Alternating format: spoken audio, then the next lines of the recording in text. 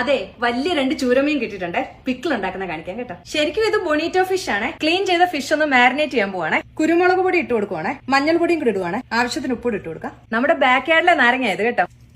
ഇത് മിക്സ് ചെയ്ത് ഒരു 15 മിനിറ്റ് നമുക്ക് വെക്കാമേ. നമുക്കിനി ഈ മീനെല്ലാം വറുത്തെടുക്കാം കേട്ടോ. സെസിമി ഓയിലാണ് ഇത് വറുത്തെടുക്കുന്നത്. വറുത്തതിൽ നിന്ന് ഞാൻ കഴിക്കുന്നുണ്ട് കേട്ടോ, നല്ല ടേസ്റ്റാ. ഇത് മീൻ വറുത്തതിൽ നിന്ന് എടുത്ത എണ്ണയാണ്. ഇത് നമ്മൾ കഴിഞ്ഞ ദിവസം കോസ്കോയിൽ വാങ്ങിച്ച പീൽഡ് ഗാർലിക് ആണ്. എനിക്ക് ഈ മീനച്ചാറി വെളുത്തുള്ളി ഭയങ്കര ഇഷ്ടമാണ്. അതുകൊണ്ട് ഞാൻ കുറച്ചേറെ ചേർക്കും കേട്ടോ. കുറച്ച് ഇഞ്ചിയും കൂടി ഇട്ട് കൊടുക്കുവാണ്, പച്ചമുളകും കൂടെ ചേർത്ത് കൊടുക്കുവാണ്, കുറച്ചേറെ കറിവേപ്പില ഇട്ട് കൊടുക്കുവാണ്. ഇതിലേക്ക് കുറച്ച് ഉപ്പൂടി ഇട്ട് കൊടുക്കുക. ഇത് നന്നായിട്ടൊന്ന് വഴറ്റിയെടുക്കണേ. വെളുത്തുള്ളിയൊക്കെ നന്നായിട്ട് വഴന്നു വന്നിട്ടുണ്ട്. മുളക് പൊടിയും മഞ്ഞപ്പൊടി ഇട്ട് കൊടുക്കുവാണ്. ഈ പൊടികളൊക്കെ നന്നായിട്ടൊന്ന് മൂത്ത് വരണേ. ഇതിലേക്ക് കുറച്ച് തിളച്ച വെള്ളം ഒഴിച്ചു കൊടുക്കുവാണേ. ഇതിലേക്ക് ആവശ്യത്തിനുള്ള വിനീഗർ ഇപ്പൊ ഒഴിച്ചു കൊടുക്കണേ. ഇത് നന്നായിട്ട് ഇളക്കി ഒന്ന് മിക്സ് ചെയ്തിട്ട് ചാറൊന്ന് വറ്റിച്ചെടുക്കാം. ടേസ്റ്റ് ബാലൻസ് ചെയ്യാൻ വേണ്ടി കുറച്ച് പഞ്ചസാര ചേർത്ത് കൊടുക്കാം, 1/2 ടീസ്പൂൺ. ഇതായിട്ടുണ്ട് കേട്ടോ. ഇനി ഇത് ഇരുന്നിട്ട് കുറച്ചുകൂടെ കുറുകുവേ.